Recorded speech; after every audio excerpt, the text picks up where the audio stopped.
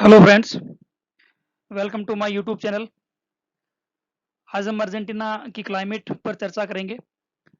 इससे पूर्व के टॉपिक में हमने अर्जेंटीना के जो नेचुरल फीचर्स थे उनके बारे में हमने बात की थी, धरातल यानी रिलीफ के बारे में हमने बात की थी। तो आज का हमारा टॉपिक अर्जेंटीना की क्लाइमेट से रिलेटेड है। और अर्जेंटीना की क्लाइमेट जो है वो कुछ एक मेन बातें जो हमें इससे रिलेटेड हमें ध्यान रखनी है। एक तो ये कि अर्जेंटीना पूरी तरह से साउथ हेम्पशायर में है, दक्षिणी गोलार्ध में है। इस कारण से अर्जेंटीना में जनवरी जो है वो सबसे गर्म महीना और जुलाई जो है वो सबसे ठंडा महीना होता है। और तो साथ ही और इसके अलावा अर्जेंटीना का जो अक्षांशीय विस्तार जो है वो भी ज़्यादा है। तो अक्षांशीय विस्तार यानी क्षेत्रफल भी ज़्यादा होने की वजह से अर्जेंटीना की जलवायु पर काफ़ी विविधताएं देखने को मिलती है अर्जेंटीना की जलवायु में। और वही फैक्टर्स जो कि विश्व में अन्य प्रदेशों की जलवायु को इफेक्ट करते हैं, वही फैक्टर जो है अर्जेंटीना की जलवायु को भी इफेक्ट करते हैं। तो आज हम उन्हीं के बारे में हम चर्चा कर रहे हैं, उन्हीं के बारे में बात करेंगे कि अर्जेंटीना में कौन सी जलवायु पाई जाती है और कौन से फैक्टर हैं जो कि अर्जेंटीना की जलवायु को प्रभावित करते हैं। उम्मीद है कि आप सभी जो हैं अपने घर पर स्वस्थ हैं और अपनी तैयारी को जो है वो कंटिन्यू रखे हुए हैं। तो आप इसी प्रकार से अपनी तैयारी को कंटिन्यू रखिए। बीए फाइनल के एग्ज़ाम जो हैं वो हर हाल में, यानी फाइनल ईयर के जितने भी फाइनल ईयर की क्लासेज़ हैं उनके एग्ज़ाम होने हैं। चाहे लेट हों लेकिन एग्ज़ाम ज़रूर होंगे, इसलिए आप अपनी तैयारी को जो है वो कंटिन्यू रखें। और सबसे बड़ी बात ये है कि आप स्वस्थ रहें, सुरक्षित रहें, स्वस्थ रहें, ये सबसे महत्वपूर्ण है। तो स्वस्थ और सुरक्षित रहते हुए अपनी तैयारी को आप जारी रखिए।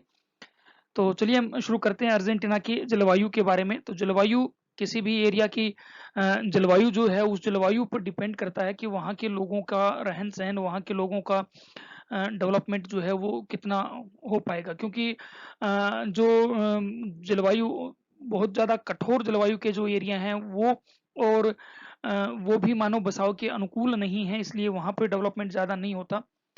तो बिल्कुल अनुकूल जलवायु जो होती है वो मानव बसाव के लिए और मानव के विकास के लिए ज़्यादा उपयोगी होती है। तो अर्जेंटीना की जलवायु के बारे में हम चर्चा करते हैं। तो देखते हैं अर्जेंटीना में कौन-कौन से जलवायु प्रकार हैं और क्या क्लाइमेटिक कंडीशन अर्जेंटीना में मिलती है।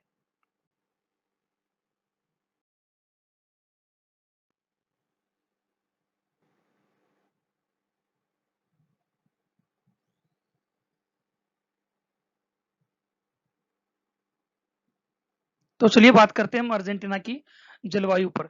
तो चूँकि अर्जेंटीना जो है वो क्षेत्रफल की दृष्टि से विश्व का 8वाँ बड़ा देश है।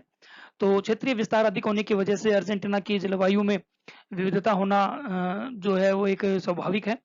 और अधिक क्षेत्रीय विस्तार के कारण जो इसकी जलवायु में उत्तरी भाग से लेकर दक्षिणी भाग में अंतर डिफरेंस पाया जाता है। इसी तरह से पूर्वी भाग से पश्चिमी भाग की जलवायु में भी डिफरेंस पाया जाता है।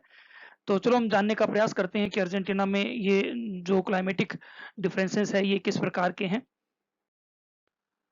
तो अर्जेंटीना का जो पश्चिमी भाग है वहाँ एंडीज पर्वतीय श्रेणियाँ मौजूद है और उस एंडीज पर्वतीय श्रेणियों का यहाँ के पश्चिमी भाग ही नहीं बल्कि जो उससे के बाद के जो यानी शेष अर्जेंटीना जो है उस शेष अर्जेंटीना पर भी उन एंडीज पर्वतीय श्रेणियों का प्रभाव पड़ता है जलवायु पर, खास करके जलवायु पर प्रभाव दिखाई देता है।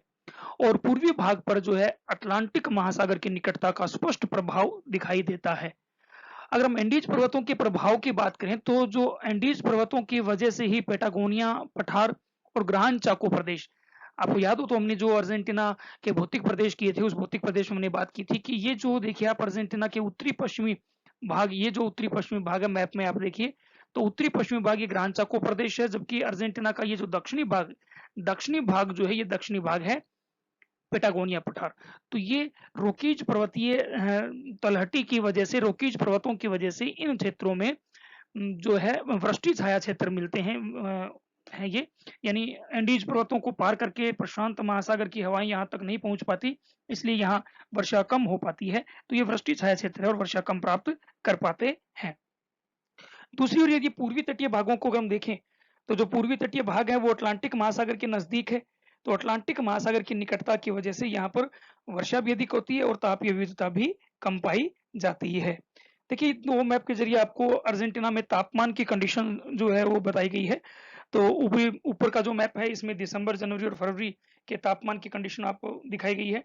मैंने जैसा आपको बताया कि दिसंबर, जनवरी, फरवरी जो है यहाँ ग्रीष्म ऋतु के महीने होते हैं, क्योंकि दक्षिणी गोलार्ध में अर्जेंटीना तो देखिए दिसंबर, जनवरी, फरवरी में अर्जेंटीना के उत्तरी पश्चिमी भाग में ग्रांड चाको क्षेत्र में टेम्परेचर 28 से 30 डिग्री सेल्सियस, और ये जो उत्तरी पूर्वी कोना है यहाँ पर 29 से 31 डिग्री सेल्सियस टेम्परेचर, क्योंकि ये जो भाग है ब्राजीलियन भूमध्य रेखीय क्षेत्रों के नजदीक पड़ता है। तो ब्राजीलियन भूमध्य रेखीय क्षेत्रों की यानी भूमध्य रेखीय निकटता की वजह से यहाँ पर टेम्परेचर ज्यादा मिलते हैं। और यहाँ देखिए आप मेंडोजा स्टेट जो है, इस मेंडोजा स्टेट में अब टेम्परेचर 30 से 32 डिग्री सेल्सियस, और ब्यूनस आयर्स में 28 से 30 डिग्री सेल्सियस, ब्यूनस आयर्स और उसके आसपास टेम्परेचर जो है 28 से 30 डिग्री सेल्सियस मिलता है। और यहाँ आप देखिए कि इसे साउथ में यदि हम आते हैं तो साउथ में यहाँ अटलांटिक तटीय क्षेत्र होने की वजह से टेम्परेचर 26 से 28 डिग्री सेल्सियस है। पश्चिम में यहाँ आप देखिए तो पश्चिम में इस एंडीज पर्वतीय श्रेणी की निकटता की वजह से टेम्परेचर 23 से 25 डिग्री सेल्सियस। साउथ में पेटागोनिया में आ जाइए, अंटार्कटिक वर्त की निकटता की वजह से टेम्परेचर 13 डिग्री सेल्सियस से 20 डिग्री सेल्सियस के बीच मिलते हैं। तो ये तो ग्रीष्मकालीन टेम्परेचर है अर्जेंटीना में। इसे नीचे आप देखिए शीत ऋतु में टेम्परेचर जून, जुलाई और अगस्त। तो जून, जुलाई और अगस्त के महीने यहाँ पर शीत ऋतु के होते हैं। तो शीत ऋतु के टेम्परेचर यहाँ पर देखिए, उत्तरी भाग क्योंकि भूमध्य रेखा के नजदीक है तो थोड़ा सा टेम्परेचर यहाँ पर ज्यादा दिखाई देता है। 9 डिग्री से लेकर 13 डिग्री सेल्सियस के बीच में उत्तरी भागों का टेम्परेचर है। मध्यवर्ती भाग में 3 से 5 डिग्री सेल्सियस, और पूर्वी तटीय भाग जो ये ब्यूनस आयर्स के आसपास का क्षेत्र यहाँ 8 से 10 डिग्री सेल्सियस। इसी तरह से अब देखिए पेटागोनिया में आप आ जाइए, क्योंकि अंटार्कटिक वर्त के नजदीक है इस वजह से टेम्परेचर यहाँ डाउन है, -1 डिग्री सेल्सियस, -2 डिग्री सेल्सियस, या 1 डिग्री या 2 से 4 डिग्री सेल्सियस। इसी तरह से जो ये एंडीज पर्वतीय भाग हैं मेंडोजा स्टेट में, कार्डोबा स्टेट में, जो एंडीज पर्वतीय भाग हैं उन एंडीज पर्वतीय भागों में भी टेम्परेचर डाउन रहते हैं ग्रीष्म ऋतु में ऊंचाई की वजह से। तो ये तापमान की कंडीशन है अर्जेंटीना में। तो देखिए जैसे मैंने आपको बताया कि दक्षिणी पेटागोनिया जो है वो अंटार्कटिक वर्त के नजदीक है, इस वजह से यहाँ पर शीत ऋतु जो है वो कठोर होती है, तो शीत और शुष्क दशाएं पाई जाती हैं। अर्जेंटीना में जैसे मैंने आपको टेम्परेचर के बारे में बताया कि ग्रीष्मकालीन तापमान जो है वो 15 डिग्री सेल्सियस से 27 डिग्री सेल्सियस तक है, लेकिन इनमें इसमें भी स्थानीय भिन्नताएं मिलती हैं।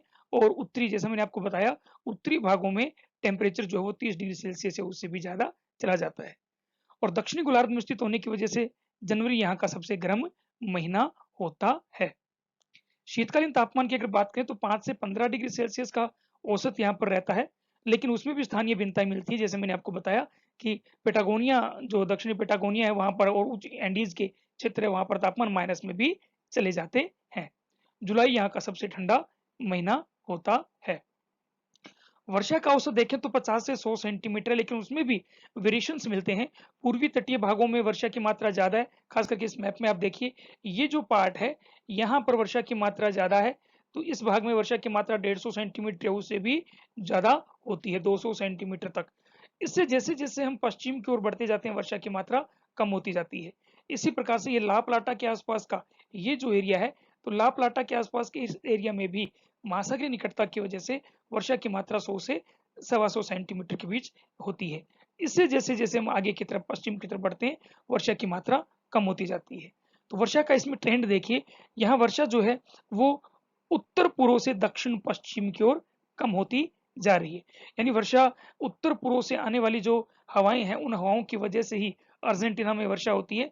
पश्चिम की ओर से आने वाली जो पछुआ पवने हैं उनकी वजह से यहाँ पर वर्षा नहीं हो पाती, क्योंकि एंडीज पर्वतों की रुकावट की वजह से वो यहाँ तक पहुंचते पहुंचते शुष्क हो जाती हैं। तो उत्तर पूर्व से वर्षा का ट्रेंड यहाँ पर है, उत्तर पूर्व से दक्षिण पश्चिम की ओर। तो उत्तर पूर्व से दक्षिण पश्चिम की ओर आने पर वर्षा की मात्रा कम होती जाती है।